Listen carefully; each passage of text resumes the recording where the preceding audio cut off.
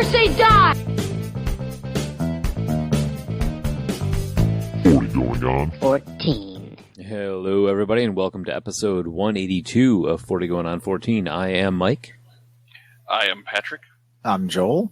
And I'm Josh, and I firmly believe that 'tis better to drive a Jeep and be thought possibly a douche than to drive a Lexus and remove all doubt. I drive a Jeep, you dick. Yeah, but that means... Am I factually incorrect? I'd say BMW is worse than Lexus. But yeah, you're not... I only drive it because it was on the lot when I went to buy a car. What? I was told, this is true. Oh, maybe I'll save that for later when I traded. Yeah, the story for when I traded in my Challenger, when I traded in Gandalf. There's a lot of cars on the lot, Pat.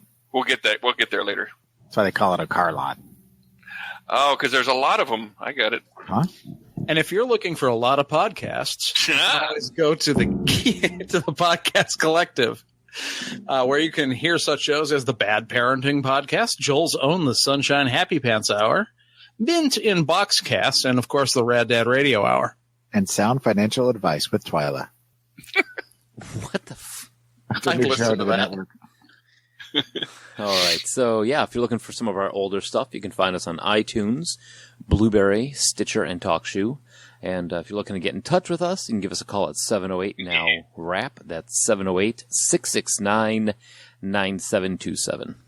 And of course, you can always shoot us an email at 40go14@gmail.com or reach out to us on Twitter at 40go14. They want to get in touch with us. No communique this week, though, right? Well, we had some Twitter fwaffing about, especially Nikki was calling us up, and we needed to be called out because we missed several of the female icons of hip-hop. This wee stuff came us. Yeah. Yeah, including Missy Elliott. You cannot deny her impact. No. We only briefly touched on Salt and Peppa. And I think Little Kim may have been mentioned almost as an afterthought, but we really mostly talked about Queen Latifah and Roxanne Shante. That's true. It was a very male-heavy show. Sorry about that, Nikki. And we should also mention we got mentioned in the press, so to speak. We did. Yeah, kind of. Did they get our name right yet? Oh, yeah, for the everything up at LodgeCon. LodgeCon, yes. We got a little spook on it from Spookon. What do we get? What? They were spooking of us. Yes. What the hell happened? I'm trying. Was snippet maybe the word you were looking for? Snippet. That was. I started to say speaking of us and snippet at the same time, and then everything went to hell. Yeah, Bleeding Cool covered LodgeCon 2017, and we were mentioned. Yeah, Richard Johnson wrote the article on it that he posted on Facebook. And unfortunately, in that one, if you look for us, it's going to be listed as 14 going on 40, which is just a really boring 14-year-old. I'd like to talk to you today about some really sound financial advice. Wow. They even linked to our site, which would have told... never mind. Anyway, Yeah. that's all right. At least the link was correct. Yeah, the link worked. So if 14 going on 40, if you're out there, screw you if you got that press. We're going to have to beat him up for the 5 views. Closure on that anecdote. So, but we also did get an email from Tommy the Duck, who mentioned that ferrets are illegal in California, and even he knew that, but he actually watched Big Lebowski more than once. Nice. I think that may be a rip on you, Joel. That's just Brian. Pretty sure that is a rip directly on Joel. Yeah. I wouldn't have it any other way from him, though. That's just the way we are. That's how we roll. All right, so I think it's about that time. Yeah, it doesn't get any wilder than this. So This week in music, movies, and TV. And a tiny bit of sports. Jesus. All right, so this week we are looking at March 9th, 1994, the year that Josh learned how to drive. Yeah, taught by Patrick, actually. When I stopped walking on the sidewalk. Yeah. Josh started off, he was a pretty decent driver. Yeah, well, we'll actually get to that in the first half of the show. Oh, Because there's a specific story regarding my semi-natural driving skill. that is something we should talk about, is how we learn to drive. That's a good thing that I don't know if it's in there. But music, the number one song in the land is Celine Dion's The Power of Love, followed by Aces of Bases? Is that what I said? No, I didn't. Oh, Ace okay. of Bases, The Sign. Rest in peace, Celine. March 1st, the earth trembles, and then Justin Bieber is vomited up into the world thanks to Canada and YouTube. Sorry? Yeah, thanks. I appreciated that joke, Joe. Thank you. Grace Slick is almost shot dead by police on the morning of March 6th when police are called to a house where she and a friend/lover had been drinking and got into a fight. When the police arrived, she pointed an unloaded shotgun at them and was eventually swarmed and subdued. Apparently one pill makes you go crazy and point guns at cops. Didn't you say, Pat, she had some sort of probationary thing that she had to live up to because of that? Yeah, she ended up on probation, had to attend AA meetings and swear that she wasn't going to drink or do drugs and all this kind of fun stuff that she never had any intention of doing, I'm sure. And that's how they wrote "We Built This City." Ugh. That's what happens when you take the drugs away from Grace Slick. Exactly. Exactly. I've been waiting to tell that joke ever since you told about that earlier. All right, moving on to movies. Ace Ventura: Pet Detective is once again the number one movie in all the land after losing the top spot for 1 week to Steven Seagal's On Deadly Ground. Yeah, great time for movies. Yep. Yeah. I never really thought Ace Ventura was as amazingly funny as a lot of people said it was. Oh, you have to. I agree. You have to see Son of Ace Ventura. No, I don't have to see that. Totally keep that thought correct, because that's one of the worst movies I've ever seen. Well, Yeah. pair that up with Son of Mask and got a good night. No, you don't. Add some strychnine, maybe. All right, on March 4th, the world got a little less fun when American comedian and lovable everyman with the face of an evil baby, John Candy, died. I can't believe somebody changed that. Wait, that's what it said when you found it, wasn't it? Yeah, but I didn't write that in there. It's in the notes. Thank you, Josh. It's also factually correct. It was wicked was the word they used on that, but yeah. A wicked baby. Much better. Charles Bukowski, a German-American writer whose works have been adapted and reworked for decades in film, TV, and stage, died at the age 73 of leukemia, shortly after finishing his final novel, which was called Pulp. And is my second favorite author. I love Bukowski. And That's why I included him. it's surprising that he didn't die of something like Getting alcohol shot? related or being shot. Yeah. I mean, the life he led, it wouldn't have been a surprise either way. All right. Yeah.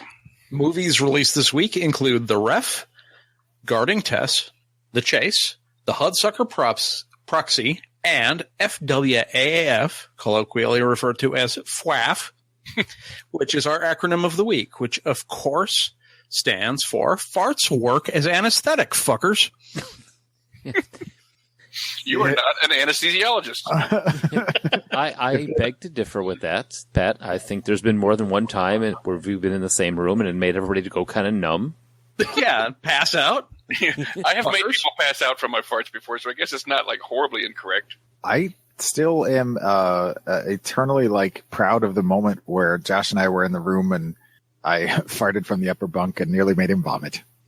I actually had an ex-girlfriend dry heaving in the corner one night from. But you didn't fart though. No, that was That's actually 4 weddings and a funeral, which will also make you dry heave. Oh, I love that movie. I love you, Grant. Moving So on. fun. Yeah.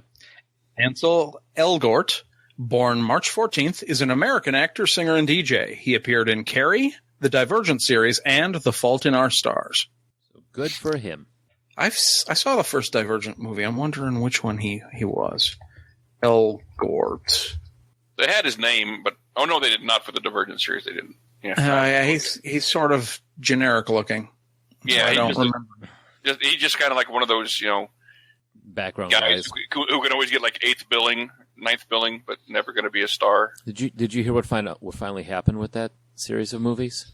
Mm-mm. Whoever the lead, I forgot who the lead character is, whatever angst-ridden girl it is. Triss? Triss. Yeah, the actress who they got to the 3rd movie decided they're going to do the 4th movie as a made-for-TV movie, and then she dropped out.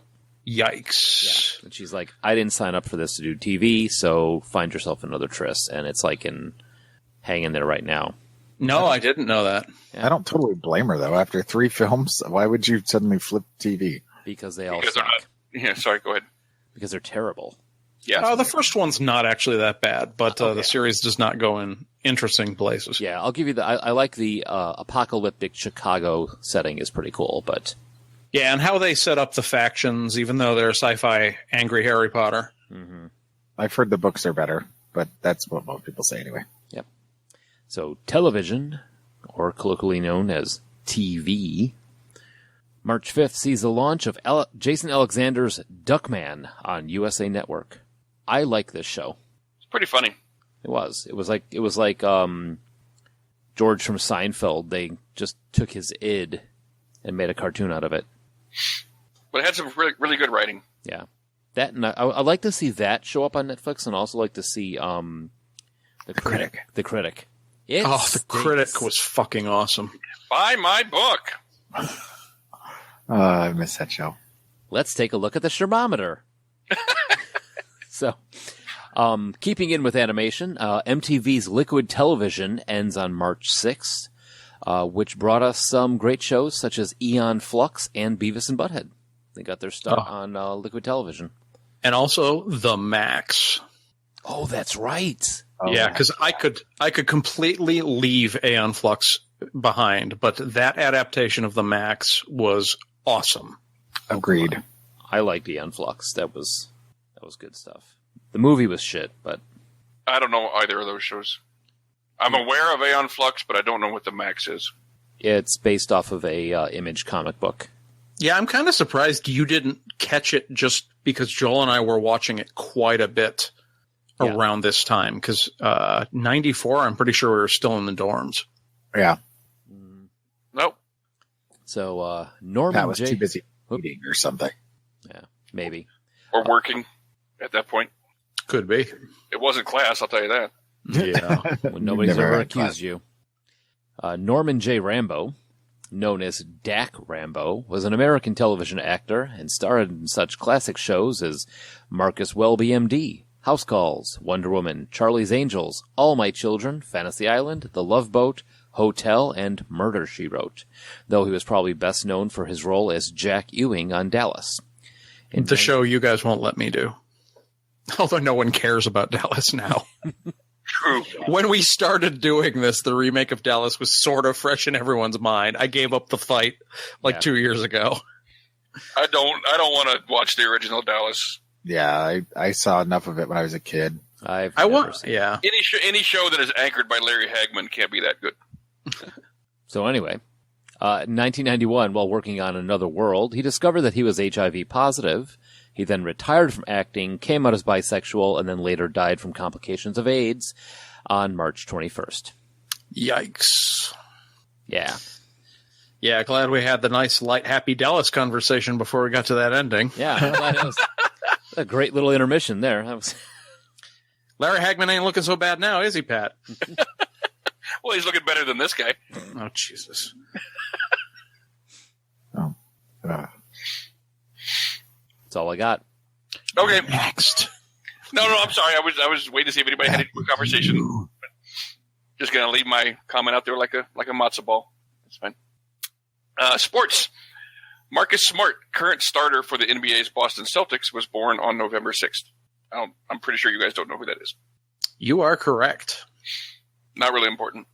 All right. On March 6th, the United Arab Emirates won the International Cricket Conference trophy at their first attempt ever in the competition. They beat Kenya by 2 wickets in the final at Ruaraka.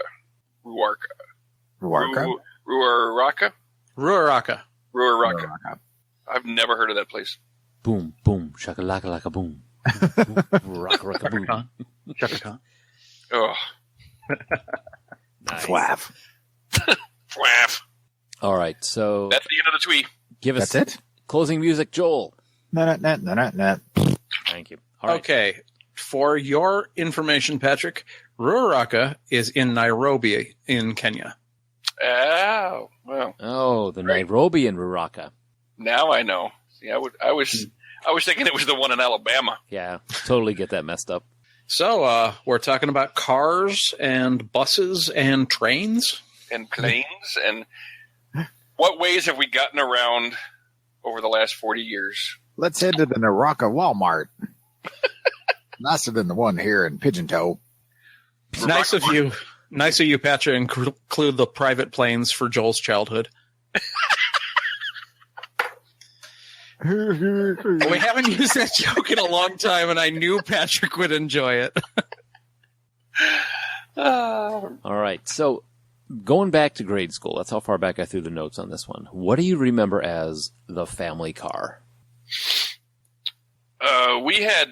We had two different vehicles that I remember growing up. There was the one that we would use kind of like for most like daily driving, and that was, believe it or not, an AMC Hornet. Hmm. Yeah, that was named Betsy. Aw. And then there was the big old van that we used for like road trips, and my dad used that as an everyday driver to work and stuff. And that was just called Blue. It was a big old blue van. It had like the captain's chairs and everything, and the tables. It was your typical like 1970s van. It had the rugs on the wall. No, we didn't have rugs on the wall, thank goodness. But we did have the fold-out bed in the back and everything. Mm. Very nice. Oh, yeah. What about you, Joel? What was your family car? Well, my mom, when I was a pretty young kid, she drove around a blue Chevy Nova, and it was a tank, man. And my dad was, he had a VW bus. When I was a kid, it was blue, and it was named Herman. And then when I got a little bit older, he got an orange one, and it was named Herman 2, as in the number 2. So he kind of like Pat always had vans, and they were always named Herman for whatever reason. But we didn't always have a van. That was the only van we ever owned. So that was the Well, one time. we always had vans, but they were like the one you were describing. That's what I should have said. Like conversion vans? Uh-huh. Yeah, the orange one, the VW bus, it had a pop-out camper in the top, and then the back folded down, and then you could stretch a little hammock across the front window. So my brother would sleep up in the pop-up camper, my parents would sleep in the back, and I would sleep across the seats in the front, and the windows in the front had a curtain. Talk about living a nightmare. Oh, dude. You're in a hammock stretched across the two front seats of a VW bus where there's nothing but windows surrounding you on all sides in the middle of the night in a campground, and all you have is a curtain there. That was a VW camper van. Those things were fantastic, man. They were. I mean, it was a lot of fun. We'd drive everywhere, and it would make the typical. How many VW vagrants van. masturbated outside of your van during the night while you were watching? I was in a campground. There were no vagrants. That was a very specific question, actually. Well, because my answer is 6. There was just a lot of uncles that followed us around. No, I mean how many times I stood out of your van and masturbated. As a vagrant. Yeah. Like I just stood outside and watched you sleep and What the masturbate. hell? I'm gonna All go right, with you. Let's move on. What about you, Josh? Well, my mom learned to drive pretty late. Like her taking driving lessons is something I was old enough to remember her doing. And she might have had a couple of cars, but very early in my life, she discovered the silvered Ford Taurus. And all she ever owned from the time she drove her first silver Ford Taurus was just a new silver Ford Taurus. My dad, on the other hand, he always had a whole bunch of antique cars in various states of repair, including a pair of 37 Chevys, 1960 Buick Electra. There was another Chevy from the 40s. At one point, yeah, usually 3 or 4 were working at any given time, but his like daily driving car for a long time was a Cadillac Brougham. And then he hit like the midlife crisis. stage. And I remember he sold his Cadillac, sold a bunch of his antique cars, keeping only 3 of them.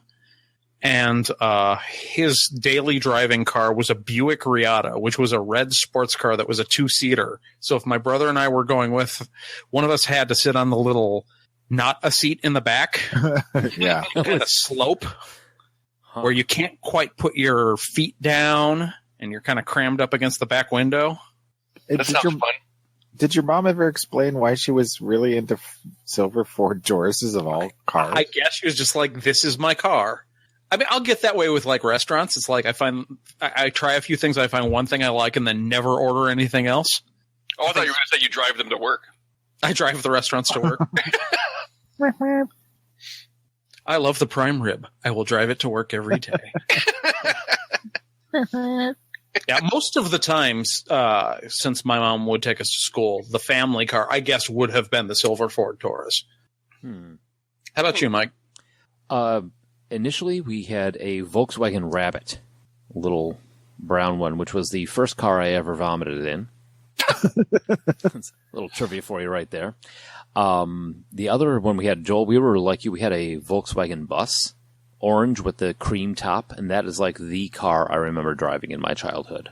That sounds exactly like ours, because we had the cream top too. Yeah, we didn't have the whatchamacallit, The pop-up camper and all that, but my dad, you could put down the back, and my dad would put down a piece of plywood down there and inflatable mattress, and we would go camping like that. So, and that was fun. We sat in the back of that one all the time playing Star Wars and all the way there. But that's like the car I remember from my childhood is one we were continually traveling in. So, but yeah, so there's that one. Now, what in going back? Whoa! Sorry, That. I dropped something. Okay, like Patrick blew a socket. Right? That's what I was thinking. It sounded like something blew up. What car was your favorite from back then? Of all, that's the one you remember. I mean, was that your favorite, or is that, was there a specific car that you liked more than the regular one? Well, my next door neighbor, there were 2 girls that lived next door to me and their mom, and she used to drive this Ford LTD. And I really love this car because it's the first time I French kissed a girl in the backseat. Was it the mom? Did you throw up on her? No. I'm just trying to combine you and Mike's little memories. No, it was a friend of my friend's, but I'll always remember that stupid LTD just because of that. Josh? For mine, it was almost certainly the 1960 Buick Electra hardtop. It is the one of my dad's antique cars that I always wanted to drive, and I never got the chance to drive any of them because I never got good at driving stick. And I think I could have driven the Buick Electra. I think it was actually an automatic, but no, never got the chance to. It's got the wide fins. Yeah, I'm looking at a picture of it now. That thing's pretty badass. Yeah, champagne gold, which is, if you look up the car, that's going to be one of the more common colors that pops up. I could totally see you driving that now. Oh, it's a pretty badass car. What about you, Pat? We had a 1976 blue Monte Carlo 4-door, or 2-door, sorry. That was actually pretty nice. Nice 4-door sedan type, long style. And to kind of segue into one of our next subjects is that was the car that I was in for the only car accident I've ever been in my life. Wait, let's just clarify. The only one, period, ever. Yeah. Just want to make sure that the listeners understand this, because I was still having a hard time believing this when you said this earlier. That I've never been in an accident? Other than this one. Yeah. No, I was 15 years old. My whole family, my mom was in the driver's side, was driving. My dad was in the passenger seat. My sister was right next to me. I was 15 years old. This was 1987. We were driving to my sister's apartment. She had just gotten a new apartment. We were going to go have dinner there. And we got into a head-on collision with a 15-year-old kid who was driving his dad's truck without permission. Mm-hmm. And completely totaled our car and fucked up my entire family. I got the worst of it. I spent time in the hospital and everything. But that was when I shattered my leg. That's a long story. I'm not going to go into the whole Is thing. that, But yeah, is that thing where you got that metal rod that you keep handing to people and saying, "Guess what this is"? Yep. That's fantastic. That's awesome Yep. stuff right there. That's where that metal rod came from. Here, hold this. Guess where this was? Our first. My favorite was the girl that like took it and put it up to her lips and like you tried to use it like a flute. Like, no, that was inside my leg. See, my first guess was up your ass. I mean, but my first guess was pretty much everything. That's not where it started. That's exactly what I was thinking. In my butt. But yeah, so that was probably my favorite car that we had. That was my mom's car that she used to drive all the time. And that was the one that, going back in the show notes, that's the one that she used to drive me to school in the most, too. Because I didn't, even though I knew how to drive when I was very, very young, I didn't actually have a car or a license until I was 17. So my mom used to drive me to school because we just didn't have a car for me to drive, so there was absolutely no point in me getting one. Were all of us driven to school? None of us walked or anything? I took the bus. Yeah, I took the bus. I was just curious because, bus is an option. It wasn't so much where I grew up just because the area was so rough. You didn't take the bus. You didn't walk. I went to a very small high school, and we only had a bus for like 2 of my 4 years. So, I mean, I took the bus when I could, but when I couldn't, my mom would drive me. Yeah, I took the bus in grade school and got driven middle school and then wound up taking the bus again in high school. So, I took the bus. My mom would drive me sometimes. And then there were other days where I don't even know why, but I walked quite a bit. Like, I want to say like 7th and 8th grade year, I walked. And then once I hit high school, we didn't have a bus. So my brother's best friend because my brother got kicked out of the high school. So his best friend was still going there. So he would drive me every day and we talked about this on the rap show too, in his, Camaro that he had, and he'd play Easy and Too Short the whole way there in that car until I got my own car, which when I was 16. Mike, did we move ahead and miss your favorite? No, we just, I think, got sidetracked. No, we didn't. You guys got a little sidetracked. My favorite on him was actually I love the bus. The thing that I miss though that I have not seen again, probably because they're incredible death traps, is did you guys ever have one of those station wagons that had the seats facing backwards? No. Really? I think your father might have built that himself. No, I've seen. No, that was a thing. Oh, okay. Yeah, it was like the hatch would pop up and you'd lift up the back and there'd be another, almost like a rumble seat back there. Except it was a station wagon. We had one of those and I just loved sitting back there. But, at the same time, I think I probably have the best memories from driving around that big old bus because we had from 77 to 92, I think. And then finally it just gave up the ghost. It was like we drove it to Canada twice. We drove it to the Rockies. I mean, I think we rolled the odometer at least once on that thing.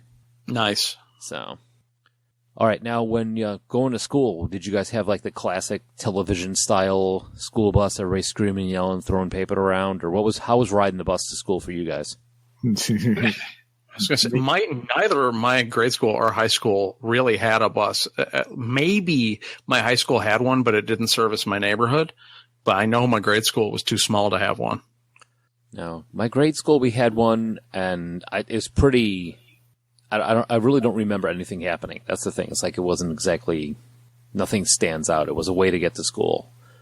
But we had a bus in high school, mainly because it was went to school in St. Charles, and I lived in Bolingbrook at the time, so it was probably about a 15 to 18-mile drive. So I actually picked up on a bus there, and they had a full-length bus. My high school, like I said before, we only had like 105 kids. So, but they had school buses, and it was a full, long ones. And they'd drive out towards us to pick us up and bring us back, but there was only like maybe 8 of us that they would pick up, and we had the whole bus to ourselves, so it was like you can lay across the seats and sleep, and, eventually after once you hit junior year, we're like, hey, you want to stop for breakfast? And, we would stop at McDonald's or go through the drive-thru or something like that and get breakfast with the driver and that sort of thing. On the bus that I took to school, me and a couple of my friends, we used to make signs, and we would put them in the back window to make people honk or to, get them to do various things. So we would just giggle and laugh the whole time and get these goofy ass signs and put them up in the window. Yeah, we did that too. We got mooned that way once. I don't think we ever got that, but I do think we made a couple that said "help me" if I'm not mistaken. But Most of them were attempts to make people honk. Patrick, did you ride a cow? Nobody rides cows. You ride horses. You milk cows. I've been doing it wrong.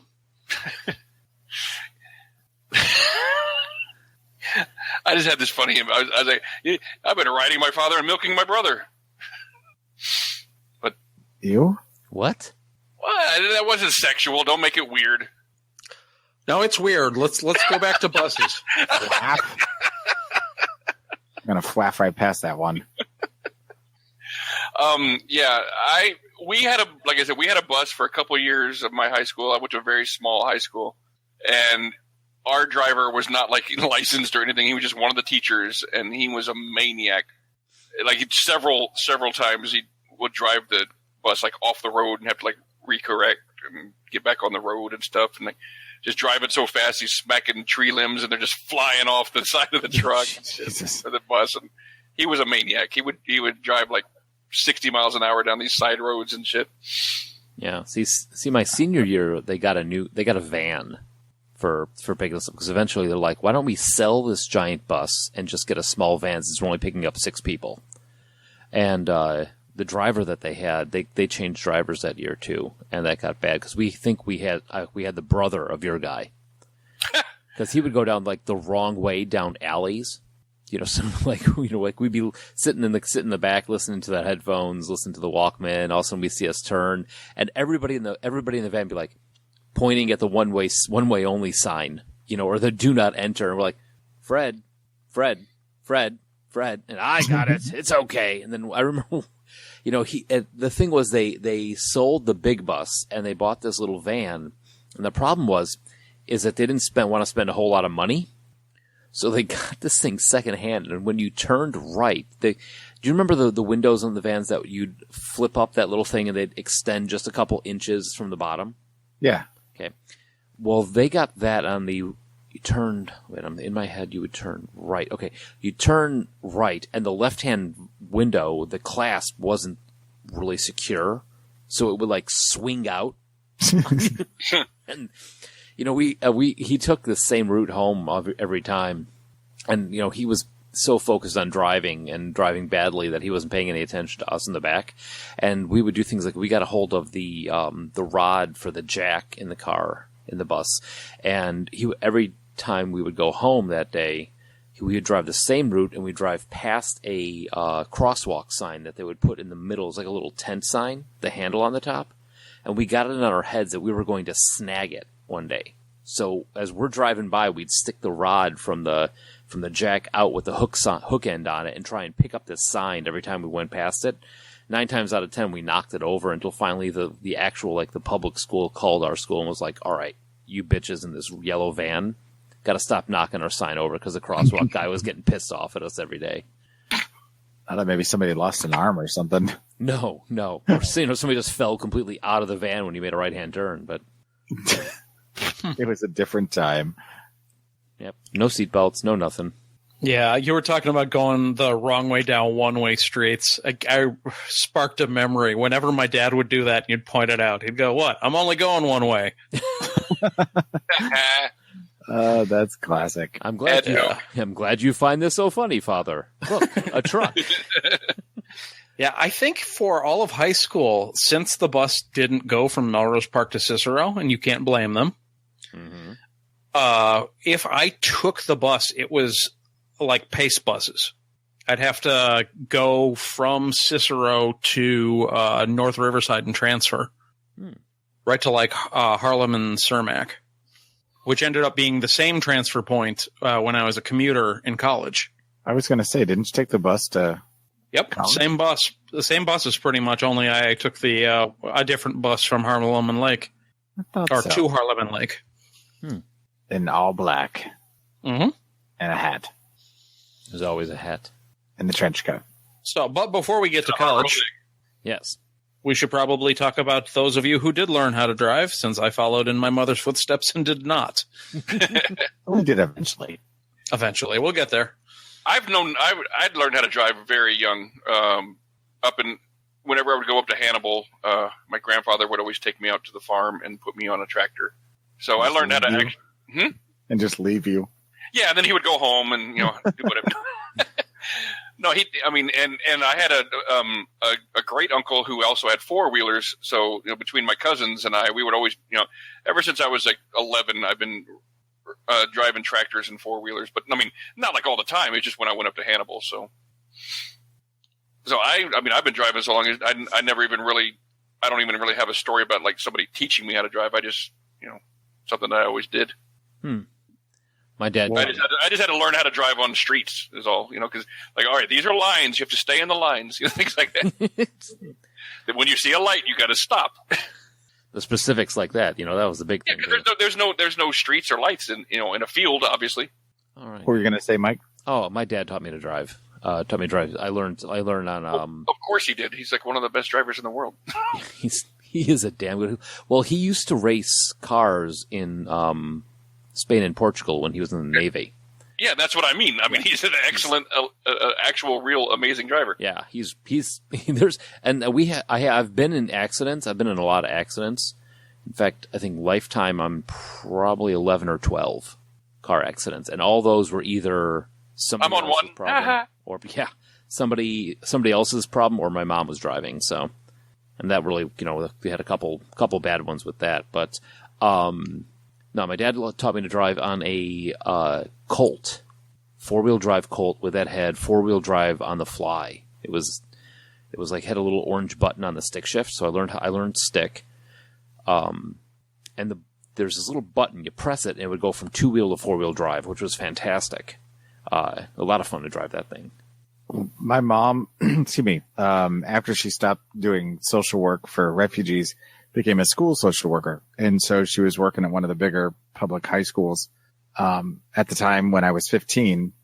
And she's like, well, if I'm going to be working here and after school, I want you to come over and start taking classes at the high school for learning how to drive. And actually not after school. It might have been on the weekends. I don't know. Anyway, so she would have me come to the high school and I would take driver's ed at the school. So I had the whole experience with the cheesy video things where you pretend to drive on the course and they have like the video playing, the movie playing or whatever, where, there's pedestrians that walk out in the street and you'd have to veer out of the way and stuff. And of course, nothing happened if you actually didn't move your steering wheel, but it was just the idea of getting used to driving with, things going on around you. And then, eventually we got to, drive an actual car. And it was, I want to say it was a Lumina, a Chevy Lumina, big ass boat of a car. And I remember stepping on the gas for the first time when I was in a car and kind of shitting myself a little bit because of how much power there was. But I had been working ever since I was 14. So up until when I was 16, I finally saved up enough money to buy my first car. So I learned how to drive at 15. Bought my car and was able to drive it as soon as I got my license on the second try after I turned 16. Huh. So what was your first car again? The 1986 Ford Escort. Nice. That You don't remember that car? It was like a light red, wasn't it? It was more of like a wine-ish red. It was like a brick kind of red. Yeah. Not quite a maroon, but no. Her name was Sybil. And I went to the car lot with my mom and the guy was, he was like, this is how much the car is. And he kept talking to my mom and I had saved the money from working a job and a bunch of, odd jobs and things around the house. So he kept talking to my mom and he's like, this is how much the car is. We're going to, if you want to make a deal, we got this price or whatever. And I stopped him and I said, excuse me. And he's like, yes. I'm like, it's my car. I'm spending my money. I said, I'm not going to pay him more than this. And he's like, I don't think we can do that. And I said, all right. So we left and he called a week later. He's like, okay, we'll take your deal. So I brokered the first deal for my first car. My mom was so proud of that. That's nice. My very first car that I had, you guys remember, I'm sure, the Mirage. Yeah. Oh yeah. I got that car because, went to a car dealership and this is the point where I had money from that accident that I was in. I had an insurance settlement, and I walk into the car dealership, and my dad and I worked some kind of deal with the guy where basically I got a brand new car. I got a brand new demo car for $8,800 because he thought he was going to make money, on the financing. And then I just wrote him a check. Like, thank you. That's fantastic. Yep. Fuck car dealers. Nice little. The look on his face, he had to take the check over to his boss and everything. He's like, what What am I supposed to do? I had, of course, had a kind of a weird story. My first car was a Volkswagen Jetta that I never drove. What? Okay. Of course, it can't be just like a normal story with me. I wasn't old enough to drive yet, but we get a phone call. My dad worked late one day, and I get a phone call from him to my mom, and she hangs up the phone and goes, "Your dad's drunk." And I'm like, awesome. Can't wait to see where this is going to go. She goes, he bought you a car. Well, he had bought this old Volkswagen. It was a 80 whatever Volkswagen, whatever the hell I just said. And he was like for $50 and a beer.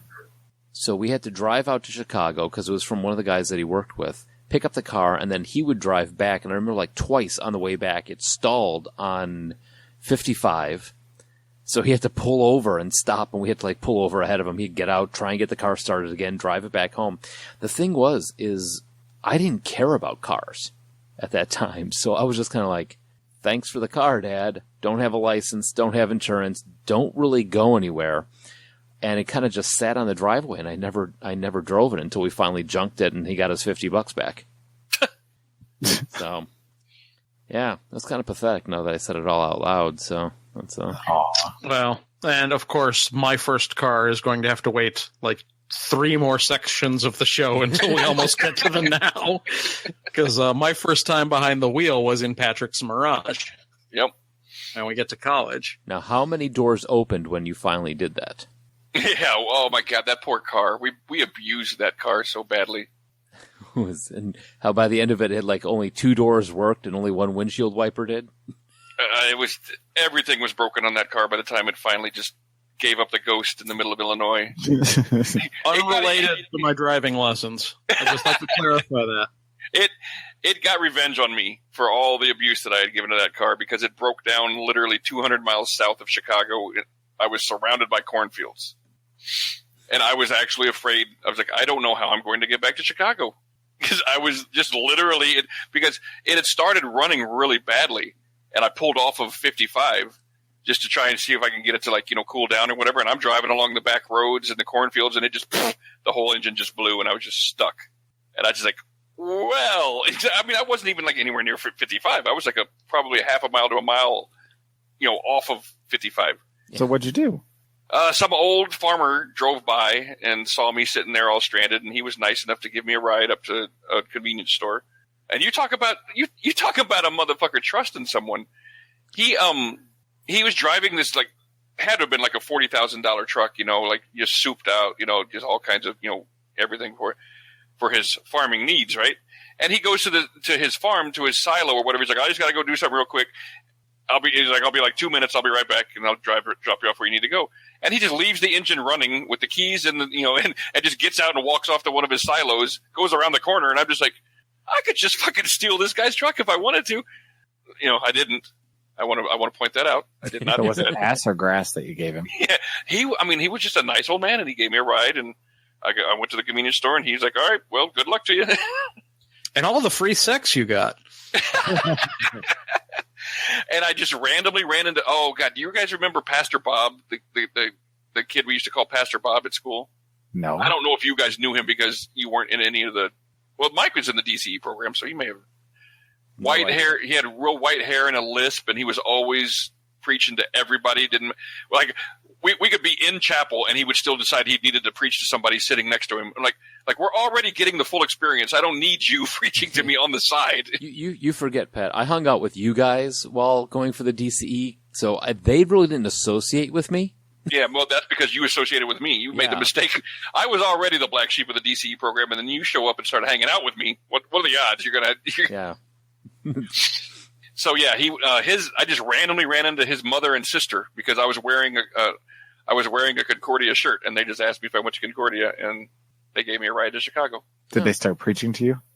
No, funny enough, I liked them a lot more than I liked Pastor Bob. You listened to like Slayer the whole way, and They were talking about how much they like their son, and how I'm just like, yeah, he's a good guy. I didn't really say much more about like, as they're sacrificing something. right. It's like I don't need to be kicked out and left in the middle of Illinois again somewhere, so I'll just love on your son too. Yeah, he's great. Aw, give us chocolate cake. Wait, did we? I know we haven't got to accidents yet. I was going to say before I talk about my second car, the first car. Yeah, we're kind of talking about in college still. Well, because when I had Sybil, she lasted through the first year of, I guess she made it through a good chunk of college, actually. Yeah, because you had her for most of college. Yeah, I thought you still had her for the apartment, didn't you? Yeah, I think you may have had her. Yeah, I'm trying to think when I got rid of her before I moved out of Chicago, but the very first accident I got in was in Sybil, and it involved me and Matt Brown. We had gone to see the Black Crows and Jellyfish at Memorial Hall, and it was raining ever so slightly. And on the way home, the car in front of me slammed on its brakes, and of course I wasn't totally paying attention and rear-ended the guy. And I still to this day, I'm like, I don't get how if I was the one that hit the guy from behind and he's the one who stopped, why it's my fault. But anyway, then my second accident was in that car too. It always will be because you have to leave enough room for stopping. Right. And be paying attention. Yeah. We had an ice storm and I was going down a curve downhill, slid into the curb and bent the tire under the front of the car. Mm. And my third accident was in that car as well, with Chris in the car this time. We're going down from his house. We're going down to the record store, and this idiot pulls into the middle of the street, stops. I'm going about 40 to 45 miles an hour, T-boned him. Chris, hits his head on the dash. I get my hand, it hit so hard that the whole front end of the Escort was smashed in. And, I was lucky the engine didn't get pushed into the driver's side or passenger's side. But I was able to drive it off to the side of the road, and we stop, and I'm like, "You're all right, Chris?" He's like, he's kind of dazed. And I realize I can't remove my hand from the dashboard, and I'm trying to figure out why my hand is stuck to the dashboard. And as I slowly am able to get it to move, I realize that there's a huge wedge of plastic that is shattered up from the dashboard, and it is shoved into my palm. And that sucked. But I went to go get the car fixed, and they basically paid me to have it totaled, which I turned around and got it fixed and kept the rest of the money. But shh, allegedly. So you remember that Colt I learned how to drive in? I actually taught my sister how to drive stick in that too. We had a volleyball league that we were in, and I would driving home. I'd let her teach her how to drive stick in the neighborhood before we finally got home. So we had a lot of good memories of that car. And until one day, I'm driving to go pick up my little brother from school, and there's this. It's kind of like an S curve. You come in, you curve left, and then you curve right, and there was a stoplight just after you finish that curve right, and a guy in a pickup decided that he was going to turn left in front of me, and that's where all that. Remember, I said my dad was a good driver. I'm really glad that he taught me how to drive, because if I hadn't have done what I did, I would have wound up with the engine in my lap because of the angle that I hit. But I managed to, instead of completely T-boning him on that, doing probably about 45, 50 miles an hour, I managed to turn the car to the right, and instead of T-boning him, I kind of swiped along the side of the car. So both cars were pointing in the same direction when we stopped. So, which was fun. So we get out of the car, and there's a Ace Hardware. Then you look at him, you start revving your engine, let's go. Yeah, come on.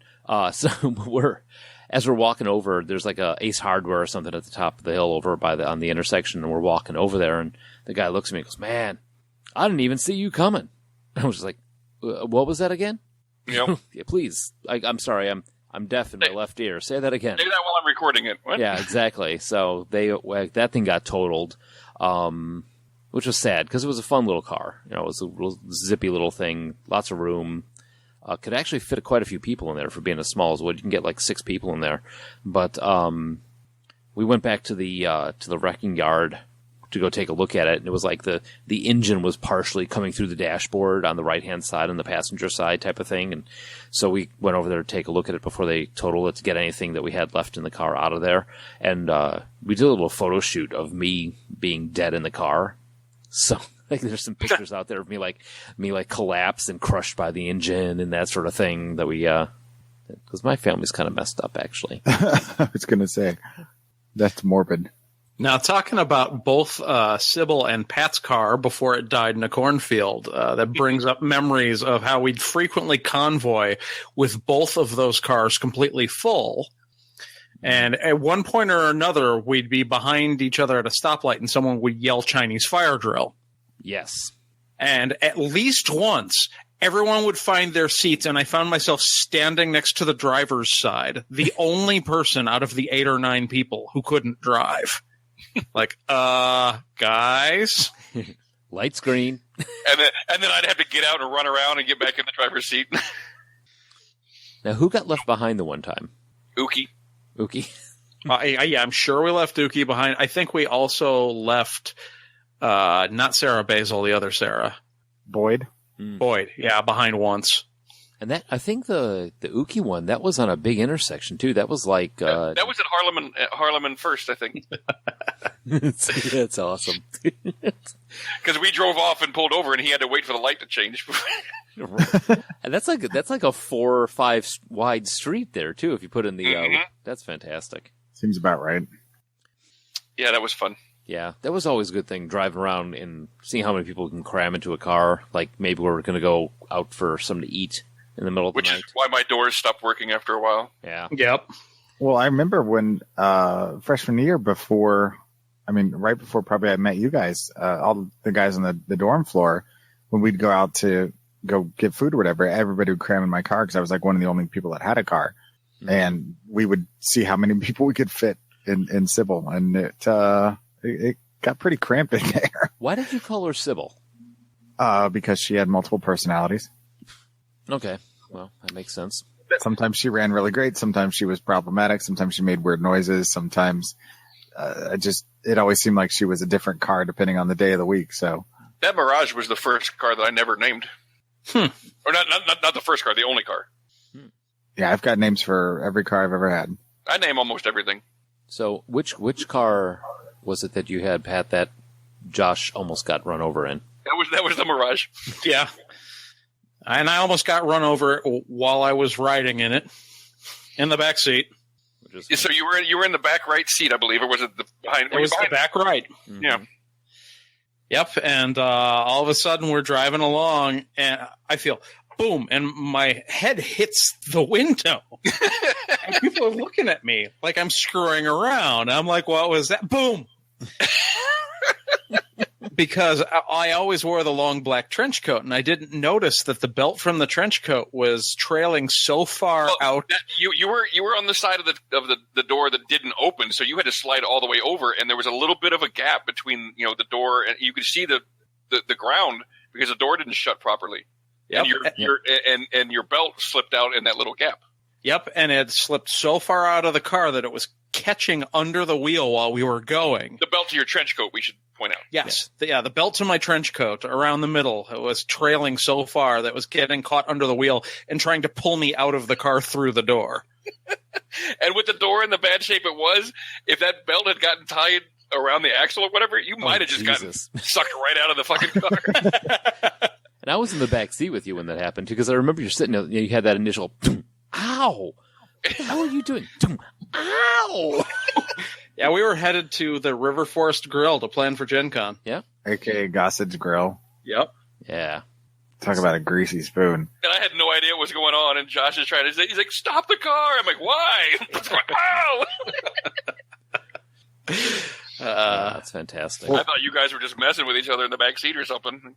No, you just almost got run over in the car you were riding in. Yep. I think when Sybil finally went away, as you're telling that story, I'm thinking about it. Because it was a 96 Honda Civic 2-door coupe and it was not new when I got it. So it was it had to have been somewhere on the cusp of like 96, 97 maybe, I'm thinking. So right before we hit to the now. And her name was Trixie because she was kind of sporty. Now, immediately post-college, before I get my first car, there's a story of how I almost got my license the third time I was behind the wheel of a car, because Patrick's driving lessons were only twice. And my younger brother was prohibited from getting a license until he was 18 because he was caught stealing my dad's car at 15 and was pulled over by a cop. Jeez. So when he turned 18, I happened to be home for one reason or another, and my mom and my brother and I all went in her newest silver Ford Taurus, and he took the test for his driver's license because he was legally allowed to have one now, and I was like, what the fuck, I'll take it too. And had I not made a mistake, I think I screamed out of the alley, like I was doing like 35 or 40 down the alley and messed up the 3-point turn, I would have gotten my license on the third time I ever drove. Because my difficulty with directions is legendary, but I was sort of a natural when it came to driving. Aside from the first time I was behind the wheel, I understood steering, I understood braking, and I understood the gas pedal, but I was having trouble keeping track of all three at once. Either we were going 15 miles an hour, or we were stopping short, or we were about to hit a car. But you caught on pretty quick, though. I did catch on pretty quick. And eventually, at the apartment, my brother had already moved past his first car onto his second, and he dropped off and gave me the Blue Bomber, the 1978 Oldsmobile Delta 88. This boat of a car that was probably a ton of steel. And I was driving then without a license. I pretty much taught myself to drive in the winter of, had to have been like 96, with no license, driving from Forest Park to Cicero. And between Forest Park and Cicero, I think driving without a license is the least of the cops' worries. Yeah. Well, and a part of that is because we were all pretty poor. I didn't have a job. We were behind on the rent. So I'd go back to... Actually, it wasn't Cicero. It was LaGrange at that point. Oh. Because I would drive back to LaGrange to get extra stuff out of my parents' freezer and bring it back to the apartment so we would have food. This was near the end. And this continued even after everybody else besides me moved out. Brian and Ellen moved in. And yeah, I eventually, once I moved back home, I got in my mom's silver Ford Taurus. She drove me there and I got my license legit. And we get to my first accident, I want to say 2 years later, as I am driving back from either Denny's or one of the restaurants. What was the restaurant we used to go to after bowling? Jedi's? Not Jedi's. No, It was after Jedi's. I set the first session of Undead America in it. It was a little Greek place. Oh, Angels.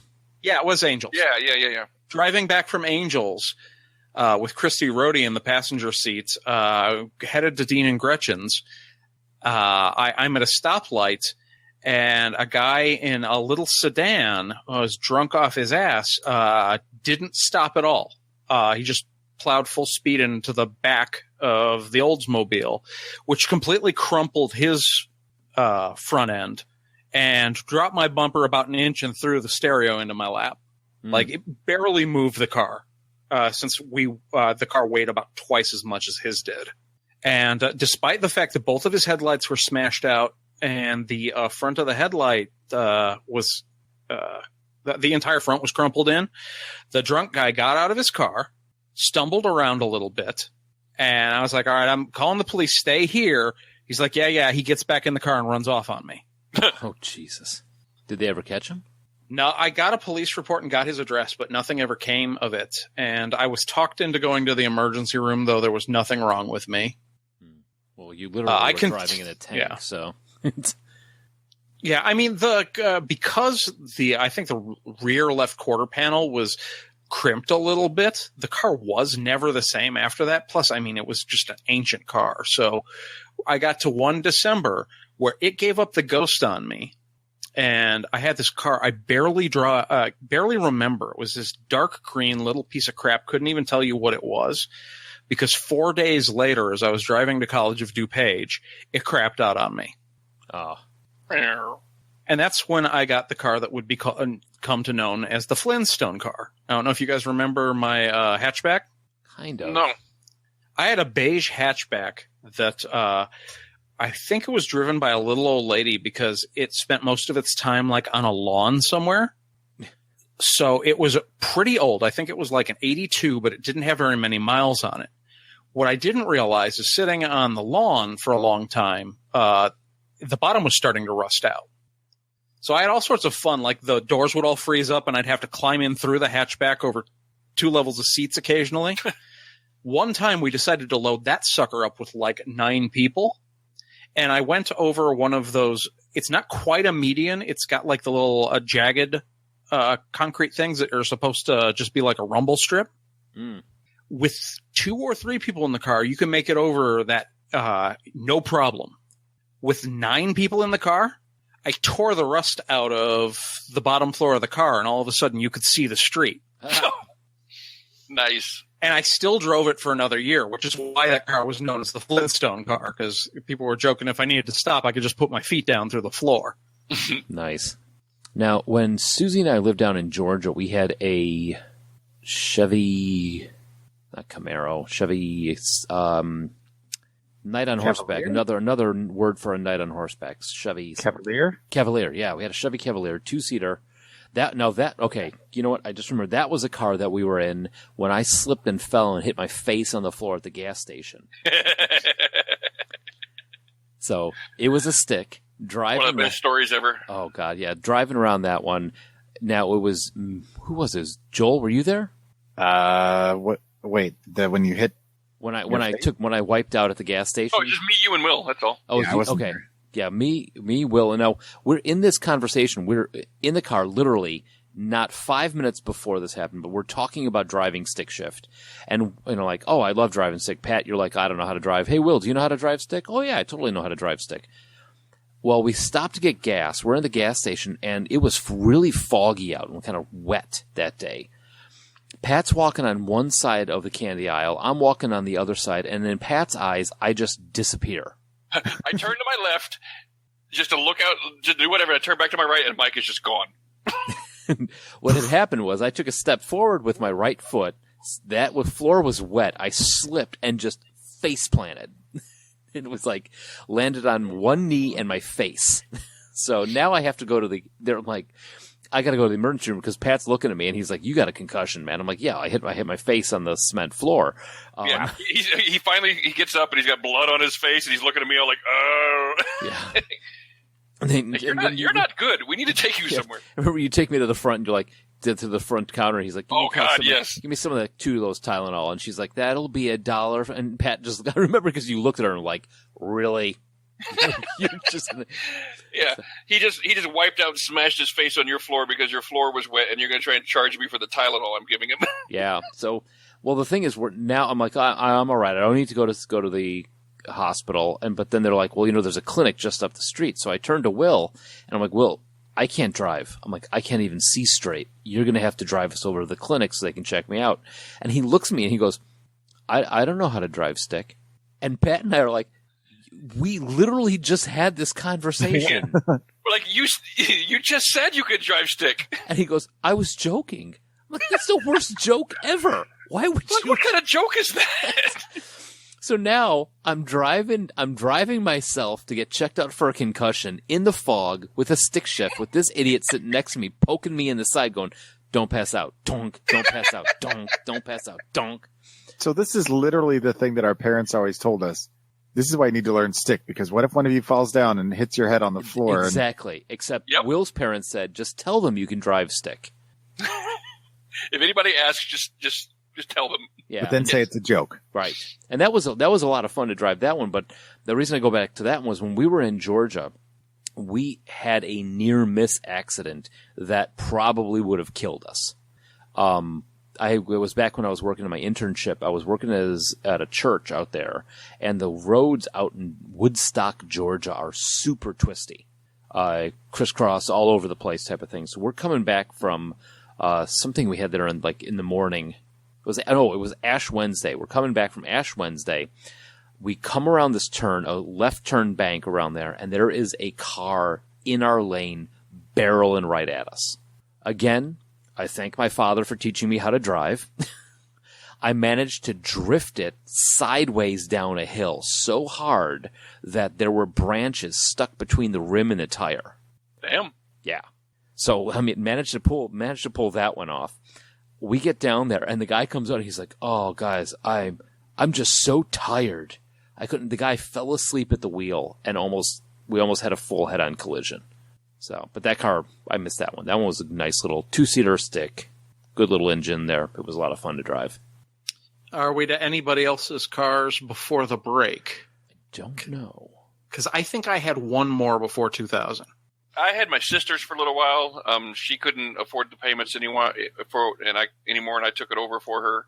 That was a Mercury Cougar. It was just, I mean, there's really nothing to even speak about it. I just, it was just a car that I had for a while. But most of the time, when after I moved out of the house, I just took public transit. I would just, the L system in Chicago. I lived downtown, or close enough to downtown that it was easy to use. Yeah. I didn't have a car for a lot of years.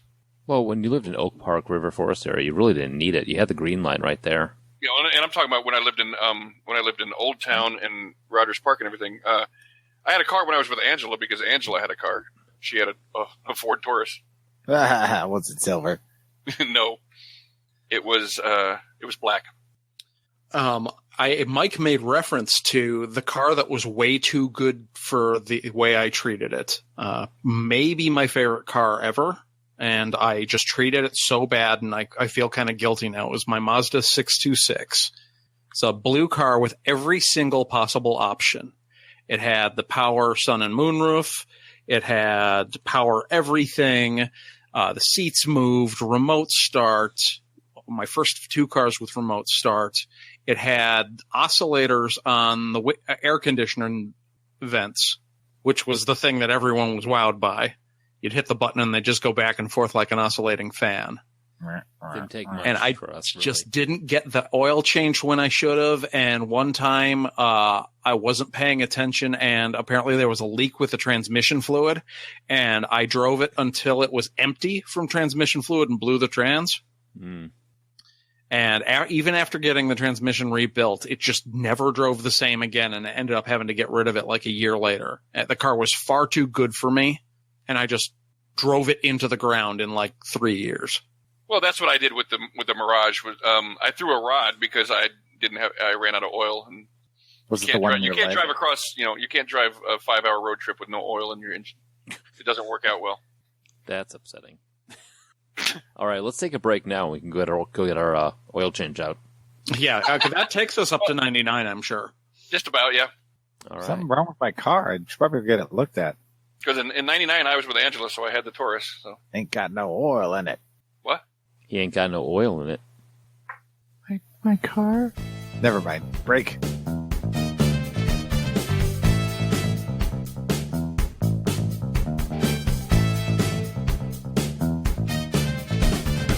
All right, everybody, we are back, and we're going to talk about transport from 2000 and now. What's our, now that we are a quote-unquote as close as we can get to adult, what's been going on for us and how we get around from the, in the 2000 to 2016. So have any of us bought a first, legitly brand new car? Yes. I'm on my second now, yes. Okay, cool. What was your first one, Josh? My first one was a 2001 Kia Rio. I bought it when I was working at Hobbytown. And unfortunately, I bought a Kia 2 or 3 years before they contracted engineers from, I think, Hyundai to actually make Kias decent cars. Mm-hmm. So it was kind of a piece of shit. But it was a cheap piece of shit for a new car. Kind of like when Saturns first came out. Yeah, I popped the extra to make sure I still had remote start, which was the only bell and or whistle on that car. It still had cranks for the windows and such. And yeah, that car got into 2 accidents, one of which was my fault and one of which was not. On the streets of Indianapolis, I didn't realize there was one more lane to the left of me, and Carl and I were running late for a game. He was navigating, he yelled turn left here, and I did, right into some dude's car. Oh. And he wasn't even mad. He had just gotten it back from the shop where someone else had got him on the other side.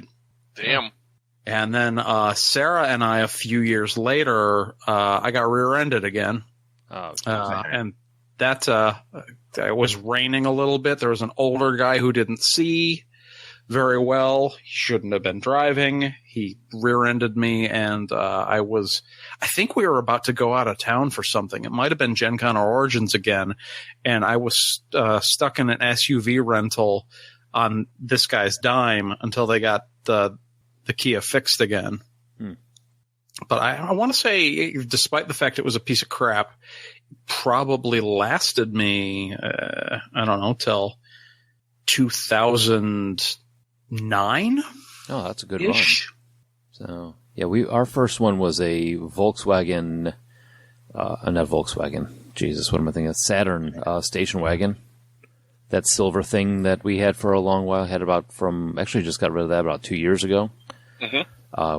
Got that one new, real nice. Had DVD in the ceiling, which was kind of cool. You can flip that down, which at that point the girls were still small. They were still in their in the chairs. So when we would drive, it was nice to have that because you can just like put on a movie and let them watch that while we were driving around. So I have actually, there's a short list of movies that I know from beginning to end from when they were kids, but I have never seen because they were just on the audio from the car.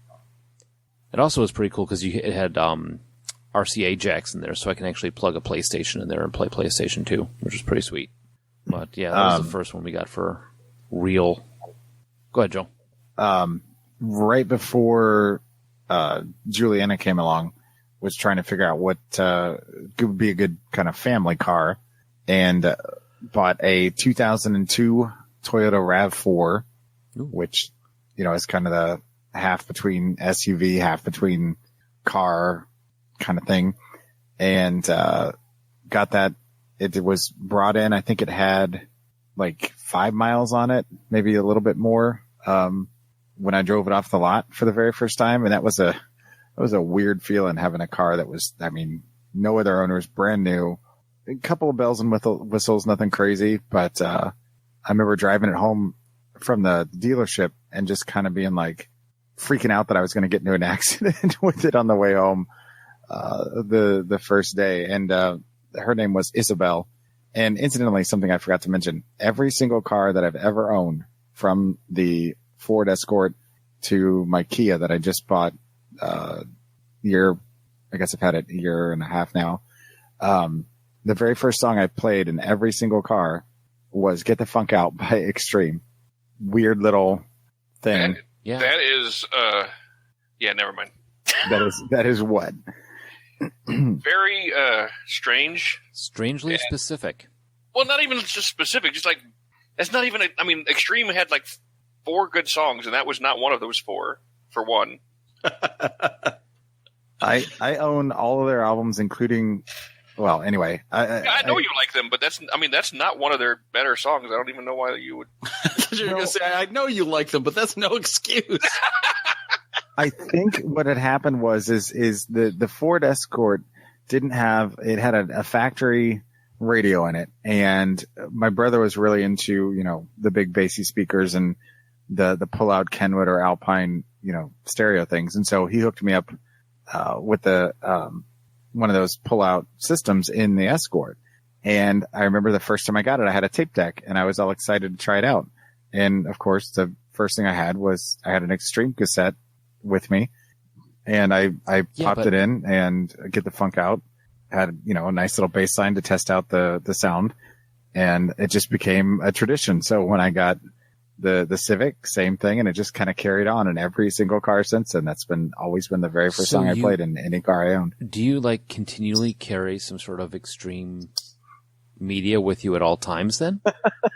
It's on I have all their albums on my iPod, so technically yes, but it was cassette for the first two, then it was CD, and then it went to MP3 after that. So that's just an awful thing to do to your cars. That's all I can say to you. Yeah, because that car's coming off the lot and goes, oh, good, I can't imagine. I have a new owner. This will be awesome. I can't wait to find out who owns me. Who owns me? Fuck. it's Gary Sharon. Why? Even worse, it's a guy who likes Gary Sharon. This is on purpose. Isabel didn't mind. Oh, it's Stuart from Beavis and Butthead. She was named after a. Did you have a winger shirt? I did, actually. I did. I saw them live. I did too. They used to come into the bar all the time. What about you, Pat? Well, okay. I had a green neon for a while. Hi. Yeah. He was named Dion. And you're telling me I'm an idiot. Well, Deion Sanders. So Deion Sanders he was at the time he was like really popular in the NFL. I didn't like him, but I figured it was a good name. So it's extreme at the time when I bought the Escort. Yes, and I will let you fly with playing it for the Escort. If that was the first song you played in the Escort, you know what? All good. The fact that you continued that tradition is the problem. Even as of a year and a half ago. Jesus Christ.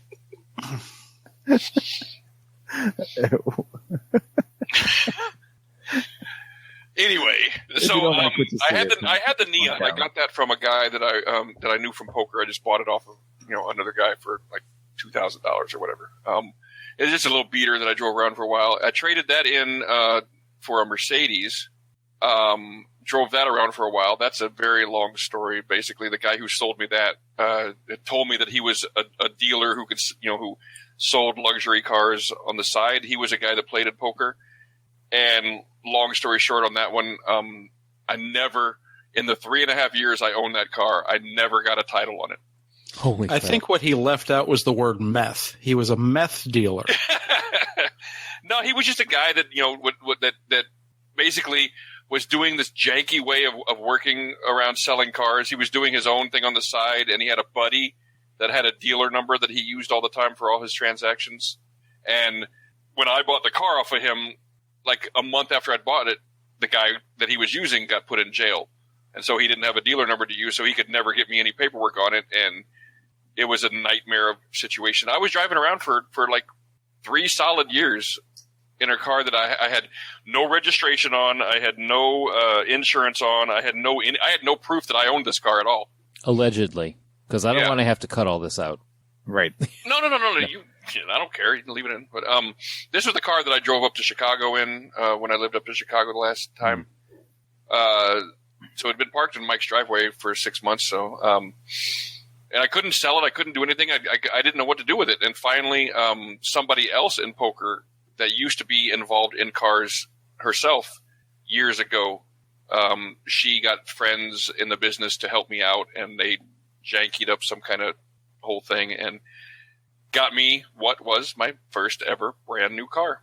I traded in the Mercedes that was Gandalf the Gray, because it was a gray 4-door Mercedes, and I traded it in for Gandalf the White, which was a white 2-door Challenger. It was a brand new 2013 Challenger. I was one of the first people to have one of them because they had just been released, literally 3 days before I bought this car. Nice. And it was a beautiful car, and I loved that car, and I got a lot of attention for the first year that I drove it, and then suddenly everybody had a Challenger. And I was just like, yuck. Everybody had them. I started the food truck, and I needed a vehicle that was much better serviceable, that was much easier to use, because trying to fill up the Challenger with groceries at, Sam's Club and Costco and stuff, I could do it, but it was challenging. And so I ended up go ahead. No, I was going to say, I see what you did there. The Challenger, yeah. Yes, yeah. And so I went in one day, and this was kind of like, as the food truck was already falling apart, I needed to save more money again. And it was another sacrifice I had to make for the food truck. Traded in my Challenger, traded in Gandalf. And like I said earlier with the Jeep, I literally walked in one day to the dealership, and I was like, I got to trade this thing in for something more practical for my business. What do you got? And he walked me out. He didn't. I just pulled up and parked and walked out and talked to the first salesman I saw. And he walked me over and he's like, well, we got this. And he showed me the Jeep. I was like, okay. And he goes, well, I was like, no, I'll take it. That's fine. I got shit to do. I was so sad I had to get rid of Gandalf and everything. And I was just so sad at this situation of the truck and losing money and just having to, make another damn sacrifice. I was like, I don't really care. Nothing I get I'm gonna like. So whatever, just give me that. And this is the only other car I've had that I haven't named. Still, I've had it for like a year and a half now, and I just refuse to name it because it's just a symbol of my failures. Aw. Oh Jesus, that got dark. Name it Winger. I mean, I had to trade in my favorite car I've ever had for this Jeep. Well, and I cannot wait till I can trade it in again. I got about 2 years before I'm going to trade it in. So hopefully I will be much better off at that point and be able to get something I really want again. On a high note, what's the worst car you've had in the last 10 plus years? That would be the Neon. Yeah. Hi. I mean, it would be the Mercedes if the Mercedes wasn't such a nice car. Because, I mean, it was a 2000 E55 AMG. It was a beautiful Mercedes, and it would be that car for all the nightmares I had, but the car itself was really nice. So, yeah, we had a Oldsmobile Sierra before Oldsmobile went totally out of business. I never even heard of a Sierra. Yeah, it's like just four-door coupe or whatever the hell it is. But that one finally died, and the worst car I've had in the last decade and a half has to have been a Volvo something number turbo 1988 model that I bought from my dad for $1. My dad, because he's like, he had this Volvo that he was driving back and forth to the train, and I needed one to get to work. And it had the thing was, when this thing was new, it had to have been pretty cool because it was a turbo, it was a Volvo, leather seats, heated. It had electric windows back in '88. It had all these features on it, except now these new features were if you let go of the wheel while you were driving for even a little bit, it turned right. And like drifted right or turned? No, turned. Like you let go of the wheel and the car just went right. That sort of thing. Yeah, that was fun. I might have needed an alignment. Yeah, I think it did. And then just to make up on gas, make it easier on the gas, every now and then it would just drop the muffler. You couldn't take it through a car wash because you would get a car wash because it had a sunroof. Because the water pressure would tear it apart. Yeah, well, the water pressure went right through the seal on the sunroof as it was turning right. Yeah, so we had that one. You should have named it Zoolander because it couldn't go left. Oh, God. We had that one until we got a Saturn Vue, which was really nice, like the SUV model that they had, and we didn't drive the Volvo out there. I forgot what we took. We took the Saturn out there to talk about it, and then we're like, yeah, we have a car, we want to trade it in, and he's talking to the dealer, and he's like, oh well, what do you have? And we have this 88 Volvo, it's a turbo, it's got, and I just kept talking it up, it's got a sunroof, holy cow, it had leather interior, this sort of thing. I didn't tell him when we kindly rolled that in there, and he looked at it, you can tell, he gave us I think $500 on trade-in on that thing. And then we drive into the lot, and he's just like, you son of a bitch. And everybody else was like, hey, watch this. And I let go of the wheel and spun in circles going to the right. Hey, I opened up the sunroof. You're going to take you about 20 minutes to close it now and that sort of thing. But glad to get rid of that death trap. Yeah, I'm pretty sure the answer to my worst car and my first new car were the same because the Kia was such a little piece of crap. But when it finally gave up the ghost halfway between home and work, I ended up going with my dad. He was going to help us out, figure out how to get us something that we could afford. And I think we went to a Mazda dealership because I was like, all right, I have a few things I want. I want good gas mileage. I don't want an American car. We're going to get either a Mazda or a Hyundai or a Honda or something. Kami. And, we go to the Mazda dealership after having walked out of, I think it was the Honda dealership. And the first car they show us was something they wanted off the lot. It was a 1998 Ford Taurus. Silver. And it had like 120,000 miles on it, but it was in pristine shape. It was driven. And your mother's like, you better take that car. I think my mother had been dead for 10. No, that's what I'm saying. Like, she set this up for you. She's like, you better take that car. Well, we did. You know? That was the thing. They wanted it off the lot. She's looking at you from the great beyond, setting up she's like, I'm going to get a clean Taurus for him. He's going to. It was clean. It ran solid. It was just really old with a lot of miles on it, and I think they wanted $3,000 for it. Damn. So no financing. It was just like the price is right. It works. And it didn't last very long. It was probably a car that only went 3 years, and the reason I had to get rid of it was because when I noticed the brakes were grinding. I took it in for a brake job thinking, okay, I'm going to need new pads. Maybe they're going to charge me for rotors. The bill, best they could do for me on the brake job to get it safe to drive again was $9,000. Oh, jeez. I was like, I paid $3,000 for the car. No. I'll junk it. Wow. See, actually, with the brake thing, I found a place out here in Aurora that I can order the stuff off of Amazon. And I love it. I taken the rotors, taken the pads. Here you go. Can you put them on? Put them on the back wheels. Okay, cool. $100. Yeah, I think this needed rotors and pads, and like a completely new brake assembly. 2 of the wheels needed to be replaced. Like the brakes were just going, and they'd gone from feeling okay to you really should have replaced these last year. Mm. And I never drove the car again after pulling it in the shop to get the brake job done. In fact, I didn't own a car for a couple of years. Jeez. Until I got my first Hyundai, and the first car I'd named in a while. Our old battered White Warrior Quixote, Hyundai Sonata, who lasted until I bought my second new car. I think we were already doing the show at the time. It's a 2014 Hyundai Accent. We traded in Quixote. As soon as I started to detect a little bit of mechanical problems, I was like, all right, I think I can get this to start solid, good enough for them to think it's in much better shape than it's in. So they gave us a pretty good deal on the trade-in, like almost half what we paid for it. Oh, nice. And because Hyundai's got all these, if you buy another Hyundai, you get an additional discount sort of programs, I'm pretty happy with the Accent. Hyundai's a good car. Yeah, and it's I got great gas mileage, and I mean, as a Lyft driver, I've driven the hell out of the thing. I've only had the thing a little over 2 years, and I've put 60,000 miles on it.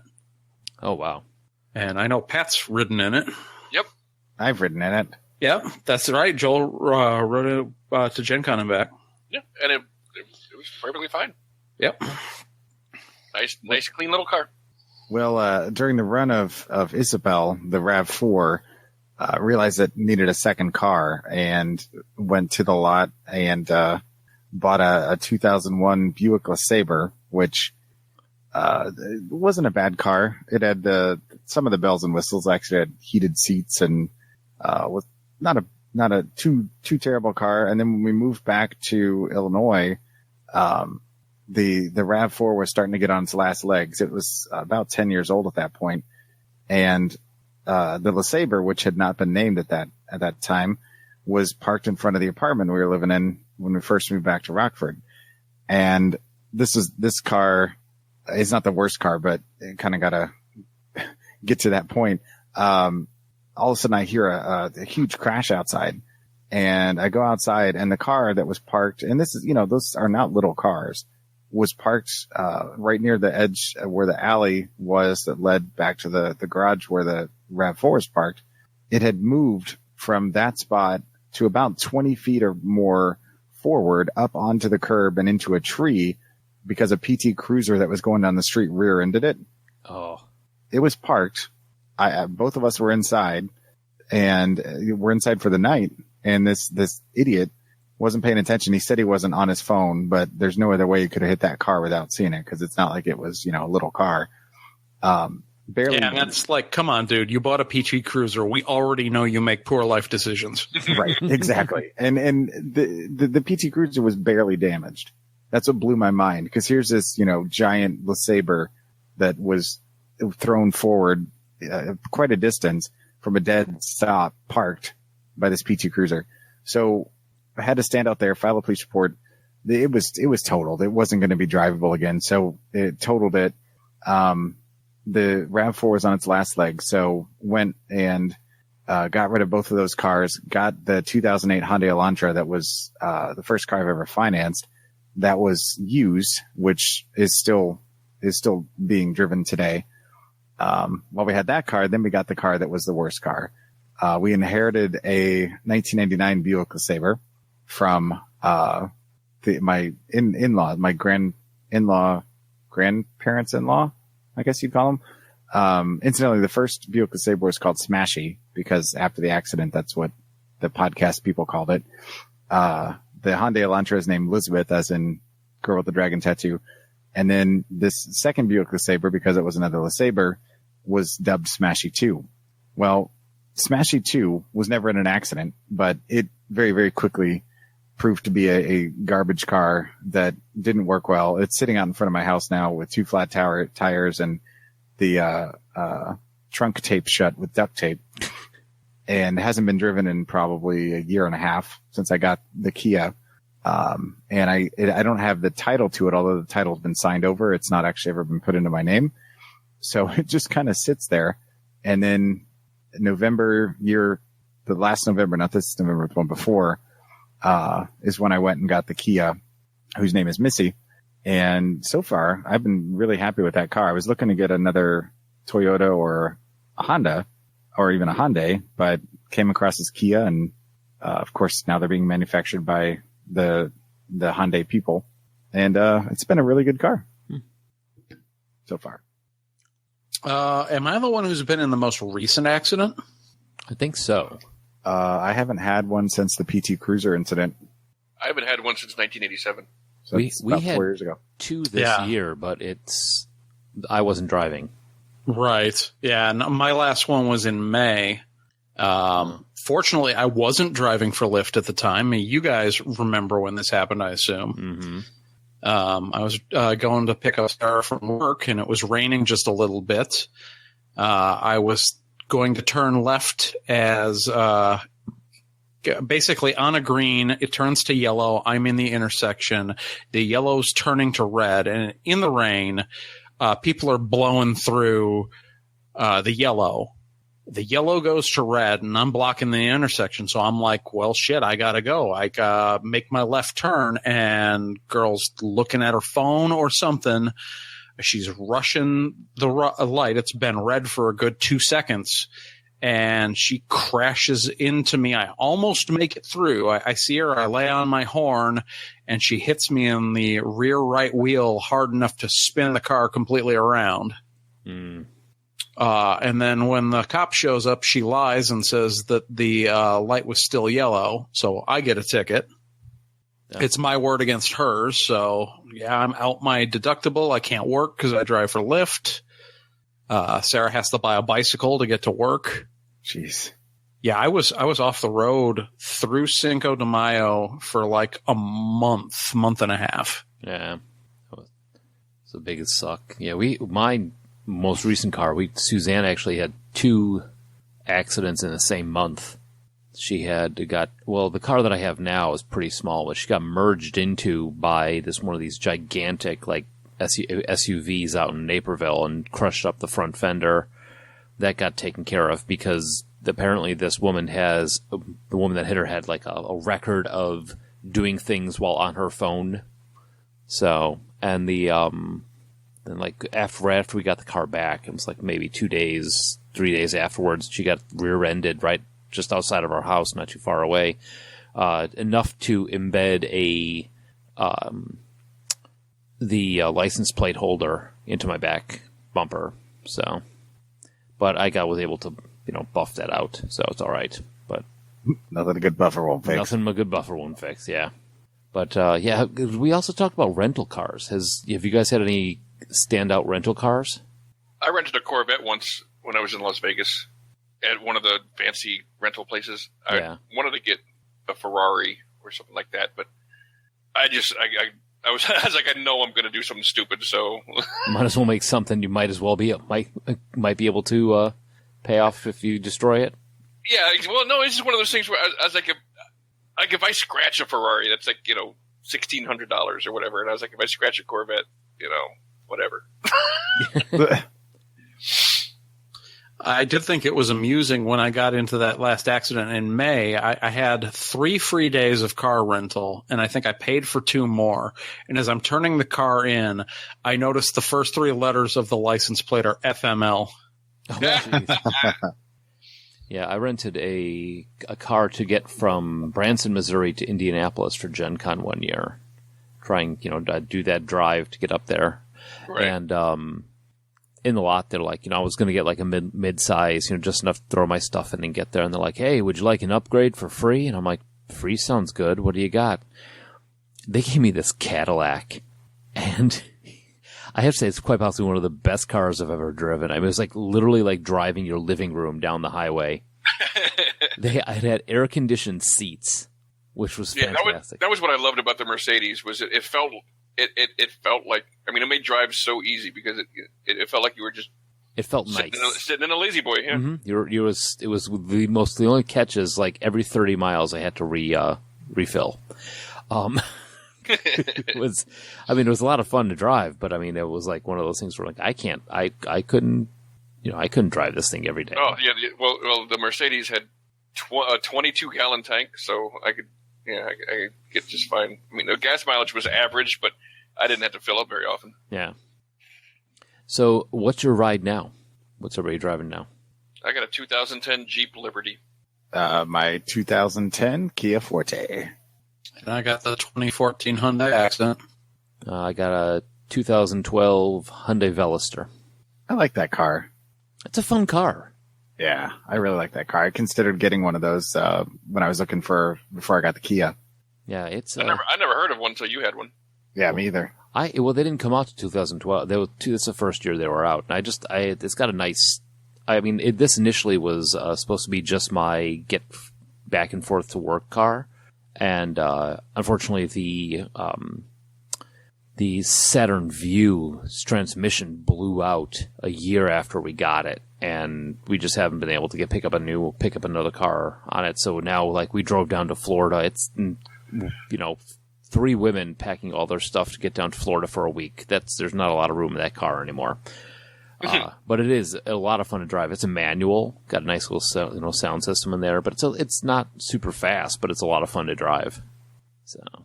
So if you can get any car, what would you get?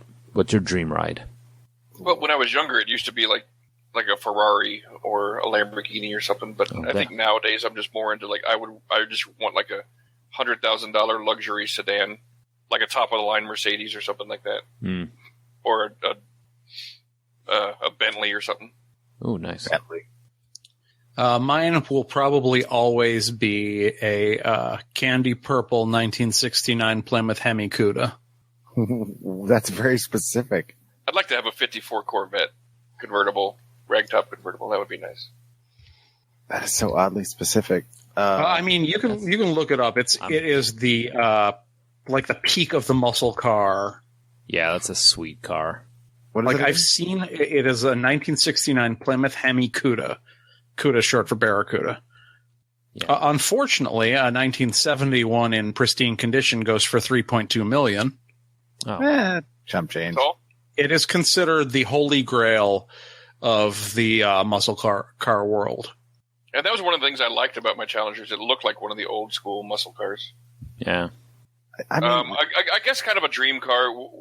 When I said I want to trade in my Jeep in like 2 years when things are going better, my goal is to trade it in for a Hellcat. If you guys know what that is. One of the new ones? Yeah. I don't know. I had seen those, yeah. It's the fastest street legal car out there right now. And it's the engine in those is as big as my car, Yeah. pretty much. I've always liked Super Bs, like a 1971 Super B. Those have been. I think that would be a lot of fun to have. Yellow with black racing stripes right up the front. I looked it up to see what this car was, and that's the first picture that came up. What with the racing Yellow. stripes? Yep. Yellow with Yeah, black. they look pretty badass. Yeah. Well, I mean, seriously, let's see. The one that I liked was a 71, and let's see. You had a choice. The low end engine, the smallest engine, was a 340 cubic inch V8 to a 440 cubic inch V8 to 7.2 liter. I just out of curiosity looked up the Hellcat. Yeah. 707 horsepower. Jesus Christ. Nice. Yeah. 10.8 second quarter mile. Good God. Why do you need to get anywhere that quickly? I could drive a mile in like under a minute easily. No, wait. Now I'm looking at the new one. Shit, under 30 seconds almost. Huh. 0 to 60 in the low 3-second range. Huh. 650 pounds of torque. I don't know what any of that means, but it sounds like You'll know what this one. Top speed 199. Jesus. You know what that means? That means Pat's going to wrap it around something. That's what. Yeah, that means I'm going to die in this car. Is what basically. He won't be 3 blocks from the dealership, and he's going to wrap this car around something. Probably a Ferrari. The driver's side parking lamp was deleted to enable an air catcher cold air intake, helping the supercharged 6.2 liter Hemi deliver class by itself horsepower and torque. So there's a giant intake on the front of the car. Now, is Where that the one where they have the fake headlights on it? No, it has a real headlight. Because I know that I was watching, not Top Gear, it's a new show that they came out with, the Grand Tour, and Hammond had a car that I don't forget which one it was, but it has the headlamps up front, but then there were 2 like almost dummy headlamps in the front that were just for catching air to cool down the engine. Well, that probably is it then, yeah. So that's crazy. Yeah. All right. So if we got any more? Joel, what's for yours? me? Yeah. I've always wanted to own a muscle car, even though it's one of those things where I need to learn to drive a stick, and it's like every guy is like, yeah, I want a muscle car, but I always thought it would be kind of fun to drive one around. And I don't have any particular make or model or anything like that, but something along the lines of what you guys are talking about. We'll just get matching Hellcats. All right. Yeah. That'll work. I get a white one, you get a red one. Or you can have whatever color you want, I guess. But I get So the white now one. we know what Pat's going to wrap his Hellcat around. It's going to be wrapped around Joel's Hellcat. It's going to be. It's Yeah, gonna if I have a car like this, I will die in it. I mean, that's almost guaranteed. I just see it being one of those situations from the movies where you take off, you hear the crash, and then all the dealers just watch the one hubcap roll Yeah, past. because I already in my regular Challenger would take like giant curves at like 80 miles an hour and stuff. Yeah, you would. No, I did. I'm saying with the I know. Hellcat, I said I'm gonna you fucking would. I try was it in the like car 100 with you miles when an you hour. did it. What? I was in the car with you when you did that. Oh, yeah. That's- Yeah, I remember after I got mine and you're like, hey, you want a drag race? I'm like, seriously? A drag race? I got a 4.1 liter engine. You're going to drag race. I'm like, okay, how about let's try this? You'll win the drag race. We'll do a slalom on mine. Right? No, yours would probably steer like a house. This house has good handling on it. All right. So, Josh, what do we got next week? Next week, we are starting our 2-week tribute to the Disney classic Beauty and the Beast, because the live-action film won't be out yet. We're going to start with the TV shows from the classic with Ron Perlman, and looking at the new Beauty and the Beast TV show. And then the week after, we're going to take a look at the Disney cartoon and the brand new movie. So Cool. it should be a lot of fun. Yeah, a lot of Beauty and the Beast. And were we watching I'm sorry, did you say we're watching the new TV show too? Yeah, well, we're doing TV next week and then movies the week after. Oh, okay. Because there's a new Never mind. I faded out for a moment. I'm back now. I'm feeling much better. Mike has figured out what we've been talking about doing for weeks. I'm sorry. I was looking at Grand Tour cars. I got all caught up in that. So next week it's Beauty and the Beast. And if you want to call us and give us some suggestions, give us a call at 708-NOW-RAP. That's 708-669-9727. Yeah, if you want to yell at me for disparaging your PT Cruiser or your Jeep. If you want to call and yell at me for disparaging your Lexus, just don't. Just say it's not going to end well for either of us. Yeah. You just live with the choices you've made. And, of course, you can always find us on Facebook on our home on the web on www.40go14.com. Or you can reach out to us on Twitter at 40go14 or shoot us an email at 40go14@gmail.com. Vroom, vroom. If you don't like what you see here, and get the funk out. Yeah, we're done. Whap. That song can get the funk out.